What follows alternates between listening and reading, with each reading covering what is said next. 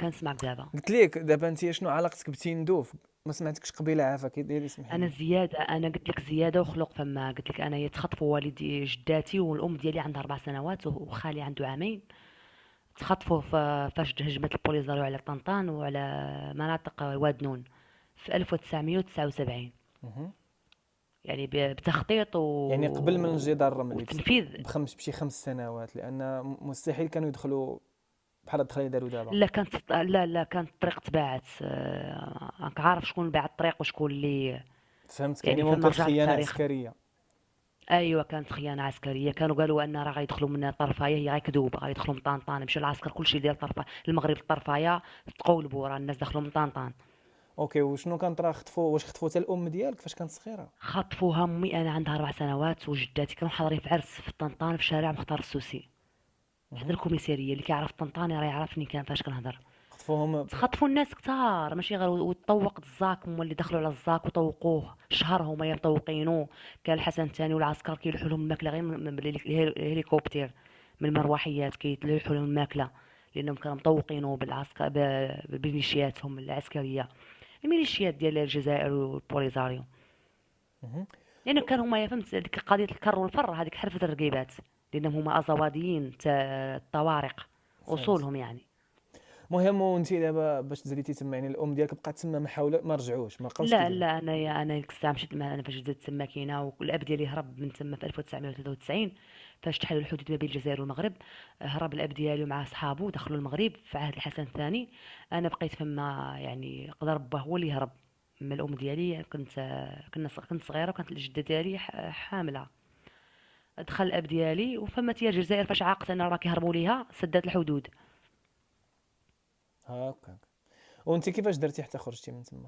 انا كنت مشيت لاسبانيا، من اسبانيا جلست تماتي انا عندهم حتى جمعت شويه فلوس، يعني قلت لهم راه غادي نمشي لان اسبانيا انا فاش كنت صغيره تقريبا كان خيالي كله مع الاب ديالي. علاش هرب كيفاش هرب، يعني مادام هرب الا كاينه شي حاجه غلط. الام ديالي كانت كتقول لي ما تهضريش في هذا الموضوع، فاش كنشوف امي ما كتخلينيش نهضر في هذا الموضوع، عرفت ان كاينه لي انا والام ديالي انا من الرقيبات. فاش شفت الام ديالي كتمنعني من الكلام، يعني كتمنعني خايفه حتى من عليك، السؤال. خايفه عليك. ايوه. لكن مشيت انا لاسبانيا، جبت الفلوس، عيطت لشي واحد من العائله ديالنا جاب لنا لاندروفير، خدينا رخصه اننا حنا غاديين غير تما كاين حداهم. يعني مشينا غير دينا الغنم باش نسرحوهم شويه ونشربوا اللبن ونرجعوا بحالاتنا. يعني مده 15 يوم رخصه، مده 15 يوم غنرجعوا. فعلا عطاونا ديك الرخصه، خدينا غير حويجاتنا اللي غنلبسوا، وركبنا في لاندروفير. بتنا ما صبحنا دخلنا لموريتانيا، من موريتانيا دخلنا المغرب للسانسور. اه، درتوها مزيانه، دخلتي بالام ديالك وكلكم. وبالجده ديالي وبالجد ديالي، راجل جداتي وخوالي صغار والام ديالي والزوج ديالها وخالتي، عائله كامله حنا هربنا. لان قبلها كانت هربت عمتي وولادها وشدوهم في الطريق وردوهم وتسجنات. تصور انت امراه تسجنات واطفالها في السجن، تصور اطفال مع الام ديالهم في السجن. يعني يعني هذا راه ماشي غير سياسه خارق للقانون. الاختطاف، يعني احتجاز داك الناس ديال وراه تيندوف. كنقول لك ارهابيين محض. راه خلينا من داكشي ديال اللي وقع في سوريا وقع في العراق، صار شي كتار وكثر. تصور انت جماعه ارهابيه ومساعدها منظمات دوليه. تصور انت الاسبانيين فاش عطوني الفلوس انا باش ندخلهم الجزائر، فين داروهم ليا؟ ما طاحش لك على البال. تما انا فاش شفتهم كيخيطوا لي الفلوس انا في الصنطه ديال السروال، عرفت ان النصارى عارفين ان هذوك شفاره نصابه نهابه.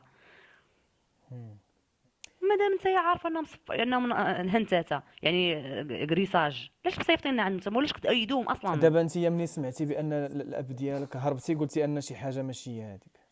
لا حتى فاش مولي توفى يعني الحسن الثاني، كانوا علنوا في 1999. كانوا كيرقصوا كينشطوا بحال هكا. انا فاش هربت، كان كيسحاب ليا مورا الربط، راه غادي يكون غنتلاقى، غير نقطع داك الربط غادي نلقى المغرب مع اجل العسكر ديال الحدود، كملي باش ما مع نقاطعكش. دابا الجنود العسكريين ديال الجزائر هما اللي كانوا مطوقين المخيم. كنت كنقول مادام العسكر ديال تندوف ديال الجزائر مطوق تما، يعني معنى ذلك انا عاقل طفله. عليكم السلام. قلت غادي غير نفوت دوك العسكر ديال الجزائر غنلقى العسكر ديال المغرب. وانا راه لقاوني غير هما وداوني انا وخالتي، تبعتني خالتي كتجري، اوف. شدونا ودقدقونا نيت وردونا للمخيم. صافي تما فكرت اني نهرب. لا اله الا الله محمد رسول الله. دابا دوك الناس وتصور انا في عمري ديك الساعه، انا في عمري 7 سنين في 99، وكنخطط وكنفكر في عمري 6 سنين ونص. تصور انت طفله دخلوا معاك معاش الزمان الطفوله ديالك. بكري، ايوا ها انت. دخلوا معاك الزمان بكري وتتفكري تهربي وكتشوفي الويل. وحتى فاش ولكن تصور انت هاربه من القبيله ياك، جيت للمغرب لقيتها حتى هي حاكمه عاوتاني نفسها، حاكمه انا في العيون. هنا فانا تصدمت، هنا فاش جاتني الصدمه الكبيره. هربت، قال لك هرب من الباب، هرب من الحبس طاح بابه، هي ديالي انا وعائلتي. جينا عاوتاني المغرب ما لقينا حتى شي استفاده، ما لقينا الرقيبات شادينها تاونانيين بالعيون. طاحني الميزانيه سارقينها، كيمولوا العسكر بالميزانيه المغرب. بقيت تابعاهم، تصور اخويا بقيت تابعاهم، كنقلب وكنبحث وكنجمع معلومات وكندرس حتى عرفت الرئيس الفعلي والتنفيذي كاين عندنا في العيون. ماشي هذوك اللي في البوليزار غير كومبارس بحال قلتي غير فيلم. اما المجرمين الحقيقيين في العيون قاعدين فوق الكراسي وفي حزب الاستقلال. شوف كيفاش دخلوا لحزب الاستقلال، مقصود يدخلوا لحزب الاستقلال كتمويل الشعب المغربي.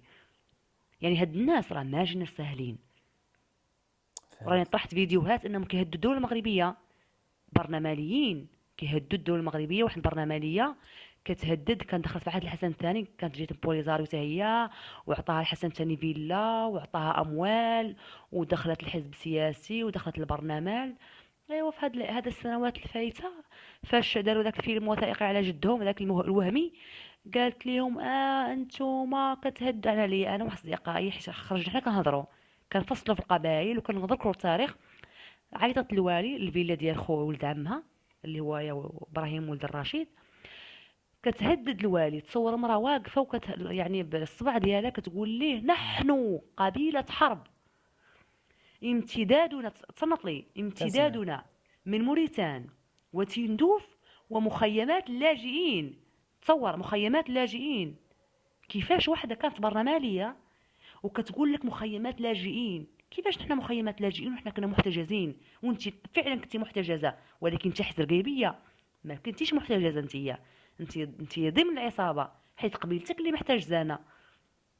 وخلي هنا ولد الرشيد جالس ديك الساعه في اياماته فاش كان وزير، كيقول تصور هو كيعطينا حل زعما الحكم الذاتي، حيت هو الحكم الذاتي خلى ولد الرشيد جرى مع فرسباني باش تعطيه ليه، باش يحسبوها الصحراء الاسبانيه.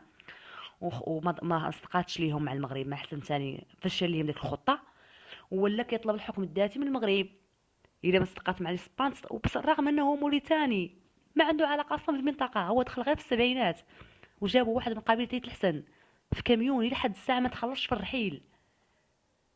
ودابا انت وتصور انت حاليا فين المدينه عايشه؟ دابا انا في طنجه. انا في 2010 انا فاش شفت انا قدير ميزيك وشفت كيفاش يعني اهل الرشيد والرقيبات يعني كيقتلوا في المغاربه وقبائل تكنا، صافي فقدت الامل انني مازال نقدر نعيش تماك. الارهاب والعصابات مخارقين من الرقيبات، والمشكله كيسبوها في المغاربه، كيديروا جريمه وكيمسحوها في المخزن. او وهذا الشيء فهمت راه سطا. معروف عليهم، ديال ضربني وبكى وسبقني وشكا، هادشي راه معروف عليهم. ماشي. المشكله دابا اللي ما فهموش الشعب المغربي خصوصا مناطقنا الجنوبيه، هو ان الملك محمد السادس نصره الله راه فاهم اللعبه ديال الرقيبات، ولكن خاصكم نتوما يا قبائل تتكلموا على حقكم، لان احنا برلمانيه ملكيه، ما عندش الحق الملك يتكلم عنكم، نتوما عندكم افكاركم وعلى قيد الحياه، تكلموا على حقكم. هذيك القبيله راه قبيله مستوطنه ونهبات الثروات. تصور انت دخل دابا غير واحد الفيديو غنبارطاجيه معاك، الميزانيه كيفاش كينهبوا الميزانيه بطريقه قانونيه، مع شحال 2 المليار ولا اكثر من 2 المليار. وكتمشي مواد تنظيف، قال لك مواد تنظيف 2 المليار. وفين كتمشي هاد الفلوس؟ العيون كتمشي لمن؟ جيوبهم اسيدي، مشاريعهم الخاصه. غير شوف التعليمات الاخيره ديال محمد السادس، غير هذا عيد العرش، شوف شنو قال. البرلمانيين اللي كتغنى واللي كديروا مشاريعكم الخاصه واللي كتجلسوا غير في البيروات، ما عندكم علاقه بالمواطن، حيت قبيله اش كديروا قلتي واحد تماك؟ الهضره، قلتي كاين شي وحدين كيدعموا داك الجبهه المعلومه. هما اهل الرشيد واهل الجمان الرقيبات، لان ولاد عمهم هذاك مشروعهم البشري. فلوس صحيحه كتمشي في الطيوطات الحدود، ولكن الحمد لله دركات ياها مع الحدود طوقوا اجي داك نقول لك، واش السياج. تقدر توصل مثلا للقتل مثلا الا بقى كيتنشر هذا الشيء؟ وبطبيعه الحال انا صديق ديالي صحفي راه هدوه بالقتل بالتصفيه وانا كذلك، ولكن انا دايره ديكلاراسيون في طنجه، مديكلاري انا تهضر معايا انا السيد رئيس عصابتهم، قال لي راه تدخلي العيون راسك يطير، وانا هادشي عارفه انه كيقولها وفعلا غيعملها وغيديروها. لأنه